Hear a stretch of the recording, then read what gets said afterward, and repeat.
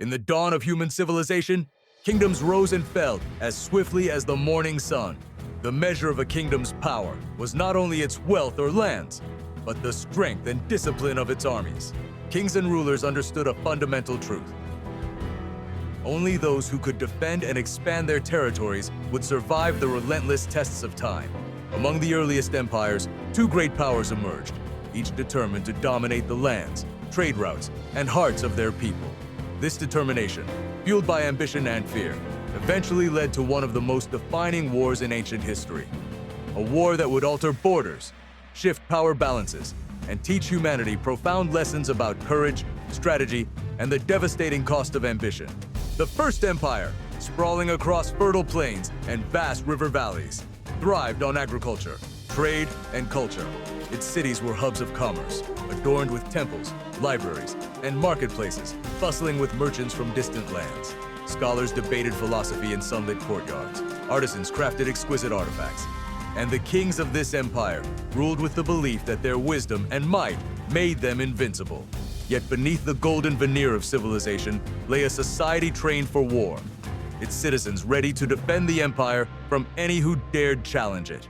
The opposing empire was equally formidable, but forged in the harsh terrains of mountains, deserts, and narrow passes. Its people were resilient, disciplined, and hardened by a lifetime of survival in unforgiving lands. From childhood, boys were trained in the arts of combat, survival, and strategy.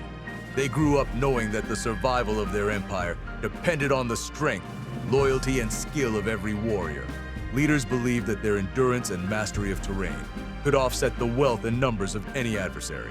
For generations, this empire had successfully defended its borders, but its eyes were fixed on expansion and the control of vital trade routes that would enrich and secure its future.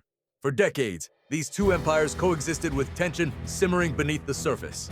Border skirmishes became more frequent. Trade caravans were attacked, and spies infiltrated cities carrying secrets to enemy courts. Diplomacy failed repeatedly. Envoys returned with threats rather than treaties, and rumors of impending war spread like wildfire. Both empires understood that peace was fragile. Sooner or later, confrontation was inevitable. And so, preparations began. Weapons were sharpened, armors repaired, soldiers trained, and strategies meticulously devised. Every hill, river, and forest was studied for tactical advantage. Every possible scenario debated in council chambers, illuminated by torchlight. When the call to arms finally came, the empires mobilized with astounding speed. Tens of thousands of soldiers departed their homes, leaving families and farms behind. Farmers became foot soldiers. Craftsmen left their tools for swords and shields. Young boys dreamed of glory, unaware of the horrors that awaited them. Blacksmiths worked day and night to forge spears, swords, and shields, while armorers strengthened protective gear for men and horses alike. Chariots were assembled, cavalry trained, and archers drilled until their arms ached. Priests and scholars offered prayers, hoping that divine favor would protect their soldiers and bless their campaigns. The march toward the battlefield was a test in itself. Soldiers crossed scorching deserts where water was more precious than gold, climbed treacherous mountains that cut through their lungs and muscles, and forded rivers swollen from seasonal rains. Hunger, fatigue, disease, and despair claimed the lives of many long before the first blow was struck. Yet the armies pressed forward, spurred by discipline, duty, fear of punishment, and hope for honor. Along the way, scouts moved ahead, observing the terrain, noting enemy movements, and reporting strategic points. Every day, commanders revised plans, adjusting to unforeseen obstacles or changes in the enemy's deployment. Finally, the armies converged on a vast plain, a natural amphitheater chosen for its strategic advantages. Hills rose around the edges, forests dotted the landscape, and a winding river provided both a defensive barrier and a potential escape route. As dawn broke, banners fluttered in the morning light, drums thundered across the valley, and horns echoed through the hills. Thousands of warriors, armored and armed, braced for the first clash that would decide the fates of empires. Dust rose into the air as the armies advanced, swords and spears glinting in the sun, and the first shouts of war pierced the quiet morning. The initial engagement was violent beyond imagination. Shields collided with swords, arrows darkened the skies, and the ground was churned with mud and blood. Horses screamed in pain as riders fell. Chariots over! As the first phase of the ancient war concluded, both empires understood the stakes had never been higher. The blood-soaked plains bore witness to unimaginable loss, yet neither side was willing to surrender. The victorious commanders knew that the hidden ambush had granted them an advantage, but only careful planning, discipline, and endurance could transform this momentary success into lasting dominance. Reinforcements were organized, wounded soldiers treated as best as possible, and supply lines reinforced. The next engagements would require both cunning and courage, as every hill, river, and forest could decide the outcome of entire legions. The defeated empire, despite the chaos, began to regroup. Leaders gathered survivors, formed new battle lines, and attempted to reorganize the retreating forces. Soldiers, though demoralized by the ambush and staggering losses, drew upon their training and discipline to resist complete annihilation. Commanders worked tirelessly, attempting to predict the next moves of the enemy and to find weaknesses in their formation. Scouts moved stealthily through the forests, observing movements and reporting back crucial intelligence about troop strength, terrain, and enemy positioning. Meanwhile, the victorious empire used this critical period to fortify its advantage. Engineers and tacticians identified the key areas for control, including high ground and strategic crossings, ensuring that the enemy could not easily regroup. Cavalry units were positioned to intercept reinforcements, while archers patrolled hilltops to suppress potential attacks. Chariots were repaired and redeployed, offering both speed and shock power to critical sectors of the battlefield. Even logistical support, food, water, and weaponry was carefully monitored, as maintaining the army's stamina and morale was as vital as tactical brilliance. As the days progressed, the second series of engagements erupted across the battlefield. The victorious empire launched carefully coordinated offensives, using terrain to their advantage. Hills concealed archers and infantry ready to strike from unexpected angles, while the river limited enemy maneuverability and slowed retreat. Forests hid small units tasked with ambushing flanks and disrupting supply chains. These coordinated maneuvers demonstrated the increasing sophistication of military strategy, showing that preparation, observation, and adaptability could overcome raw force. Soldiers fought with relentless determination. Infantry met with opposing forces in brutal clashes. Horses thundered across the plain, and arrows flew like dark clouds overhead. The deafening noise of combat, the clanging of metal, the cries of wounded, the roar of battle commands dominated every corner of the battlefield. Generals on both sides attempted to maintain discipline, issue commands, and respond to rapidly changing conditions. Every decision carried the weight of life and death, and every miscalculation could turn the tide of the war. The human toll was staggering. Thousands had fallen, thousands more were wounded, and countless soldiers faced exhaustion that challenged even the most disciplined troops. Amidst the chaos, acts of heroism emerged. Soldiers risked their lives to rescue comrades. Leaders exposed themselves to enemy fire to rally troops, and small units executed daring maneuvers that achieved localized victories. Yet for every act of bravery, there was equal tragedy. Families awaiting news of sons, brothers, and fathers were left uncertain, and entire villages felt the indirect consequences of a war that consumed men, resources, and hope. During this time, the strategic minds of both empires demonstrated an extraordinary grasp of tactics and terrain. One empire used hidden pathways and unassuming hills to maneuver forces unseen, creating opportunities for flanking attacks. The other empire relied on defensive formations, positioning soldiers and chariots to absorb and counter assaults. Intelligence and counterintelligence played a crucial role. Scouts and spies risked their lives to observe enemy movements, and messages were sent across vast distances to coordinate reinforcements. Commanders' abilities to adapt to unforeseen circumstances proved decisive. By the third week of the conflict, both sides were exhausted, yet relentless.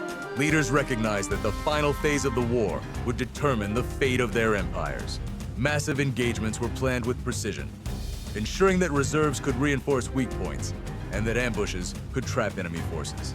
Soldiers marched for hours, often without rest, bearing heavy armor, weapons, and provisions. The heat of the sun, the biting cold of early mornings, and the fatigue of continuous combat tested every man's endurance. Morale was fragile, yet courage remained, as each soldier understood that the survival of their empire depended on their resilience.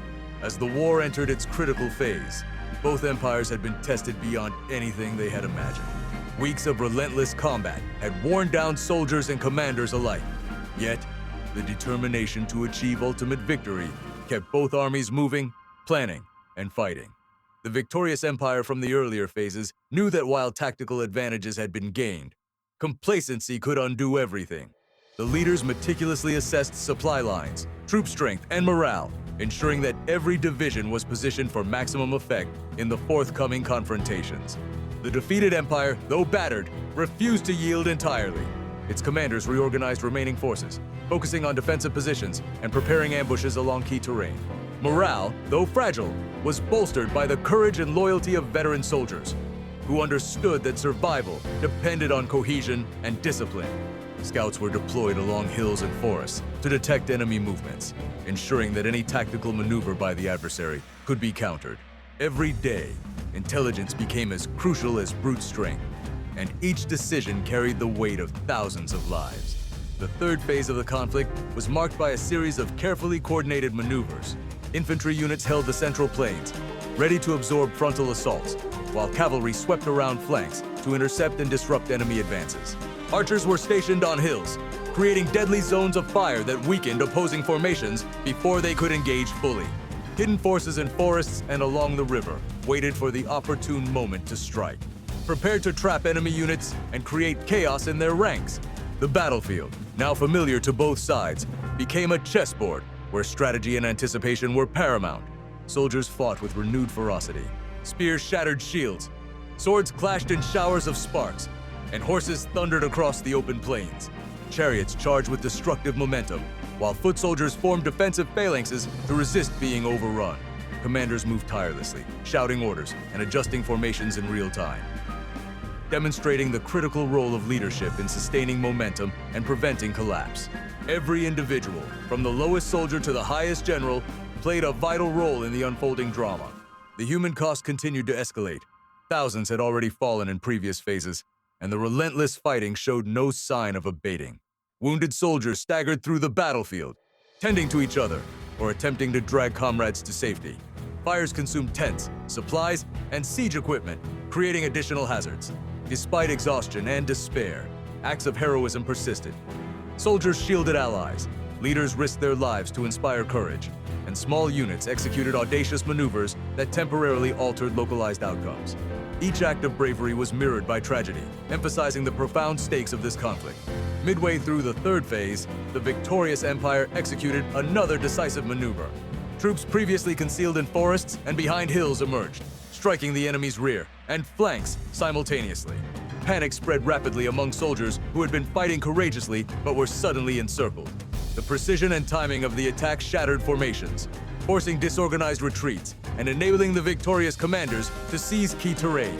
The battlefield, already scarred from prior engagements, now bore the hallmarks of strategic genius, where planning and execution dictated the outcome more than sheer numbers. The opposing empire struggled to adapt to this multifaceted assault. Attempts to regroup were hindered by the encirclement, disrupted communication lines, and the overwhelming pressure from multiple fronts. Leaders endeavored to reorganize units, establish defensive positions, and counterattack where possible. Yet the relentless coordination of the victorious forces gradually wore down resistance. Small victories by defenders were met with larger orchestrated strikes that regained lost ground and inflicted heavy casualties. Momentum, once uncertain, now clearly favored the army that had mastered coordination, timing, and exploitation of terrain. As evening fell, the battle temporarily subsided, giving both sides a chance to assess losses and prepare for the next day. The plain was littered with the bodies of fallen soldiers, remnants of shattered equipment, and the detritus of relentless combat. Commanders convened with remaining officers, planning how to maintain pressure on the enemy while consolidating gains. The surviving soldiers tended to the wounded, buried the dead, and reinforced positions to prevent surprise attacks. The human toll was evident not only in numbers, but in the exhaustion, fear, and grief etched on every face. The third phase of the war demonstrated, as the war entered its penultimate phase, the scale of devastation was unprecedented. Weeks of continuous fighting had tested the endurance of every soldier and commander, yet the determination to achieve ultimate victory remained unshaken. The victorious empire, aware that the war could still shift, strengthened its positions, secured supply lines, and redeployed its forces with meticulous precision. high ground, river crossings, and forests became pivotal points of control, with each location offering strategic advantage or vulnerability. Commanders understood that one mistake could reverse weeks of planning and sacrifice. The opposing empire, though battered, refused to surrender entirely. Its leaders gathered the remaining forces, reorganized units, and attempted to reclaim lost terrain. Despite suffering devastating losses in manpower and morale, they relied on discipline, knowledge of the land, and the courage of veteran soldiers to mount resistance. Scouts and spies were deployed to monitor enemy movements, report reinforcements, and identify vulnerabilities. Every decision carried the weight of survival, as commanders realized that the battle's outcome would determine the fate of entire populations, cities, and trade networks. In the fourth phase, the fighting intensified with ferocious clashes across multiple fronts. Infantry engaged in brutal combat, forming shield walls to resist cavalry charges. Archers fired volleys from elevated positions, targeting key enemy formations.